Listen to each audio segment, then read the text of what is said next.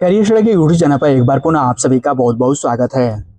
अगर आप ITI pass out हो चुके हैं और आप रेलवे से जुड़ करके अपना करियर स्टार्ट करना चाहते हैं, अप्रेंटिसशिप जॉब करने के लिए इंटरेस्टेड हैं, तो ऐसे में एक अच्छी अपॉर्चुनिटी आप सभी के लिए मिल रही है। रेल कोच फैक्ट्री कपूरथला की तरफ से आईटीआई के 9 अलग-अलग ट्रेडों के लिए 700 से ज़्यादा पदों पर अप्रेंटिसशिप की काफ़ी अच्छी संख्या में वैकेंसी जारी की गई हैं। तो आज की इस वीडियो के दौरान हम इसी वैकेंसीज़ के बारे में पूरा डिटेल्स में जानकारी लेने वाले हैं कि इसके लिए एलिजिबिलिटी क्राइटेरिया क्या रहने वाली है, आईटीआई की वो 9 कौन-कौन सी ट्रेडें हैं, जो इस अप्रेंटिसशिप वैकेंसीज़ के लिए एलिजिबल रहने वाली हैं। एज लिमिट क्या होगी, सिलेक्शन का प्रोसेस क्या होगा, आवेदन करने का शुल्क क्या रहेगा एंड आवेदन कैसे करना होगा, ये सभी कुछ हम प्रोसेस इस वीडियो के द्वारा डिटेल्स में इन सब के बारे में जानकारी लेने वाले हैं। तो चलिए हम आगे बढ़ते हैं और आगे बढ़ूँ इससे पहले मैं आप सभी को बताना चाहूँगा, आईटीआई से रिलेटेड इसी तरह के अन्य सभी तरह के जॉब अपडेट के लिए अगर चैनल पर पहली बार विजिट कर रहे हैं, तो चैनल को सब्सक्राइब कर लीजिएगा, साथ में व्हाट्सएप एंड टेलीग्राम चैनल को भी जरूर ज्वाइन कर लीजिएगा। साथ ही आईटीआई के लिए इस समय कई सारे डिपार्टमेंट से सरकारी टेक्नीशियन की परमानेंट वैकेंसी और अप्रेंटिसशिप की भी वैकेंसी चल रही है। अगर आप उनको भी चेकआउट करना चाहते हैं तो उन सभी वैकेंसीज का लिंक भी वीडियो के नीचे डिस्क्रिप्शन बॉक्स में मिल जाएगा।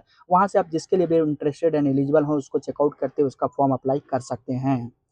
अब चलिए हम वापस अपने टॉपिक पर आते हैं। जैसा कि मैंने बताया, रेल कोच फैक्ट्री कपूरथला के तरफ से मिनिस्ट्री ऑफ रेलवे के अंतर्गत ये जो अप्रेंटिसशिप की वैकेंसी जारी की गई है, इसका जो ऑफिशियल नोटिफिकेशंस आप देख सकते हैं, जो जारी किया गया ऑफिशियल नोटिफिकेशंस, वो आप यहाँ पर देख रहे होंगे स्क्रीन पर। Ministry of railway, government of India, rail coach factory Kapurthala के तरफ से नोटिफिकेशन रिलीज किया गया है। एडवर्टाइजमेंट का नंबर आप यहाँ पर चेक कर सकते हैं और सब्जेक्ट देख सकते हैं, इंगेजमेंट ऑफ एक apprentice for training under the apprenticeship act 1961, जिसके अंतर्गत ये जो वैकेंसी जारी की गई है कपूरथला जो रेल कोच फैक्ट्री है उसके लिए जारी की गई है, जिसके लिए फॉर्म अप्लाई करने की जो प्रक्रिया है ऑनलाइन तौर पर रहेगी, यानी कि ऑनलाइन मोड पर आपको indianrailway.gov.in से फॉर्म अप्लाई करना होगा। और ऑनलाइन मोड पर फॉर्म अप्लाई करने की जो लास्ट डेट रहेगी वो 5 सितंबर 2026 से रात्रि 12 बजे तक रहेगी, यानी कि 5 सितंबर 2026 रात्रि 12 बजे तक आप इसका ऑनलाइन मोड पर फॉर्म अप्लाई कर सकते हैं। अब ट्रेड वाइज वैकेंसी तथा कैटेगरी वाइज वैकेंसी का ब्रेकअप हम चेक कर लेते हैं। तो यहाँ पर देख सकते हैं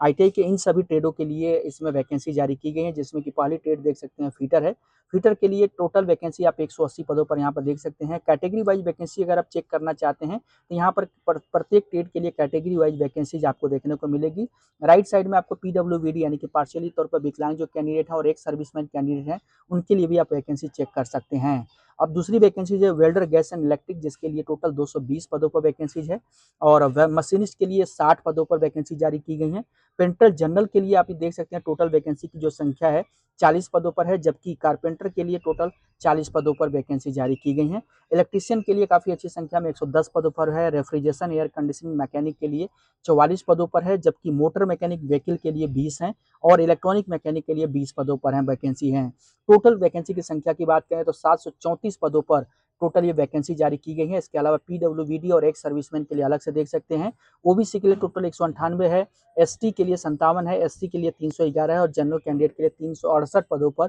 ये अप्रेंटिसशिप की वैकेंसी जारी की गई हैं। नेक्स्ट हम मोड ऑफ सिलेक्शन की बात करते हैं, यानी कि चयन का प्रक्रिया क्या रहेगी, किस प्रोसेस के माध्यम से आपका चयन किया जाएगा। तो चयन की प्रक्रिया टोटली मेरिट के बेस पर होगी। इसके लिए कोई भी रिटन टेस्ट या फिर वाइबा का प्रावधान नहीं रहेगा। मेरिट आपकी रहेगी, उसके बेसिस पर आपका चयन किया जाएगा। चयन करने की जो प्रक्रिया कुछ इस तरीके की रहेगी, जिसमें कि जो भी आपने 10th का मार्क्स प्राप्त किया होगा और जो आईटीआई का मार्क्स प्राप्त किया होगा, दोनों को जोड़ करके और 2 से डिवाइड करके जो भी एवरेज मार्क्स आपका निकलेगा, उस एवरेज मार्क्स के बेसिस पर आपका फाइनल मेरिट तैयार की जाएगी। लेकिन यहाँ पर कंडीशंस ये रखी गई है कि हाई स्कूल में मिनिमम 50% मार्क्स जो कि जरूर आपका होना चाहिए और जो भी आपका 10th का मार्क्स होगा और आईटीआई का मार्क्स होगा, यानी कि 50% दोनों का वेटेज देते हुए और उसको जोड़ करके फिर वो आपका फाइनल मेरिट तैयार की जाएगी। उसके बाद यहाँ पर बताया गया कि अगर किसी दो कैंडिडेट का मेरिट सेम पाया जाता है, यानी कि मार्क्स टाई होता है, तो ऐसे केसेज में जिन कैंडिडेट का जो एज होगी वो ज़्यादा होगी, उसको पहले प्राथमिकता दी जाएगी। यानी कि दो कैंडिडेट का मार्क्स टाई होने पर जिसका डेट ऑफ बर्थ ज़्यादा होगा, जो एज में बड़ा होगा, उसको प्राथमिकता देते हुए मेरिट लिस्ट में सेलेक्ट किया जाएगा।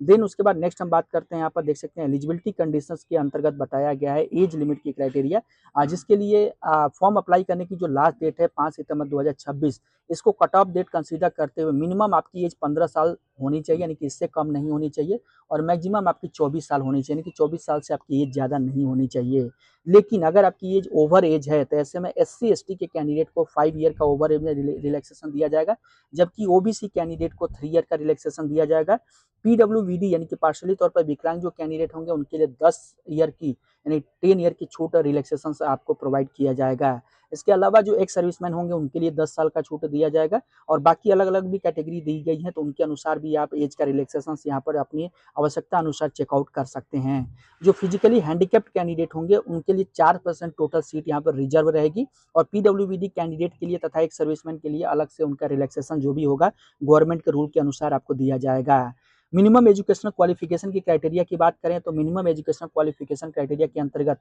10+2 स्कीम के अंतर्गत 10वीं आपका पास आउट होना चाहिए, मिनिमम 50% मार्क्स जरूर होने चाहिए 10th में, और आपका जो ITI का सर्टिफिकेट है नेशनल टेट सर्टिफिकेट होना चाहिए, यानी कि अगर आपने NCVT से ITI कर रखा है तो अप्लाई कर सकते हैं, अगर आप SCVT कैंडिडेट हैं तो इसके लिए अप्लाई नहीं कर सकते हैं, केवल NCVT कैंडिडेट अप्लाई कर पाएंगे। अगर आपका मार्क्स CGPA है यानी कि cumulative grade point average, CGPA के बेसिस पर आपको मार्क्स मिला हुआ है, तो CGPA को आपको इस फॉर्मूले के द्वारा उसको पहले परसेंटेज में कन्वर्ट करना होगा, और देन उसके बाद फॉर्म फिलअप करते समय परसेंटेज में अपना मार्क्स डिटेल भरना होगा।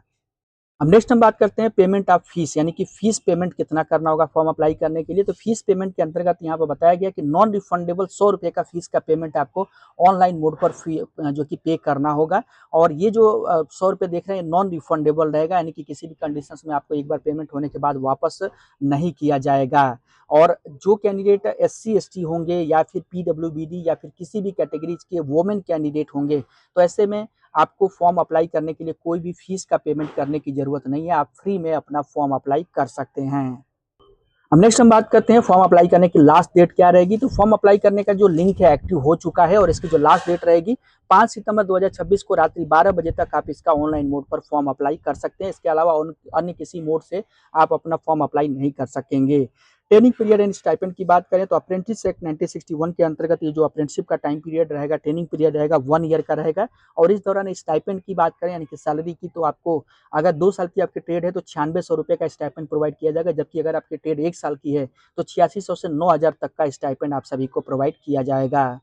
बात करते हैं कि फॉर्म अप्लाई कैसे करना है। तो फॉर्म अप्लाई करने का जो प्रक्रिया है टोटली ऑनलाइन बेसिस पर है, यानी कि ऑनलाइन तौर पर आपको अपना फॉर्म यहाँ से देख सकते हैं indianrailway.gov.rcf, इस पर जाकर के फॉर्म अप्लाई करना होगा। लेकिन फॉर्म अप्लाई करने से पहले आप अगर अप्रेंटिसशिप करने के लिए इंटरेस्टेड हैं तो आपको फॉर्म अप्लाई करने से पहले इस पोर्टल पर जा करके अपना रजिस्ट्रेशन तथा प्रोफाइल को 100% कंप्लीट कर लेना होगा, जो कि आप देख सकते हैं apprenticeindia.gov.in, क्योंकि अगर इस पोर्टल पर आप रजिस्ट्रेशन तथा प्रोफाइल को 100% नहीं कंप्लीट करेंगे तो आपका यहाँ पर अप्रेंटिसशिप में चयन हो जाने के बाद भी आपका यहाँ पर कॉन्ट्रैक्ट जनरेट नहीं होगा, और कॉन्ट्रैक्ट जनरेट नहीं होगा तो आपका चयन होने के बावजूद भी आपको यहाँ से रिजेक्ट कर दिया जाएगा, आप यहाँ से अपना अप्रेंटिसशिप कंटिन्यू नहीं कर पाएंगे। तो फॉर्म अप्लाई करने से पहले मेक श्योर कर लें कि इस पोर्टल पर आपने रजिस्ट्रेशन कर लिया है तथा प्रोफाइल को 100% जरूर कंप्लीट कर लिया है। अगर आप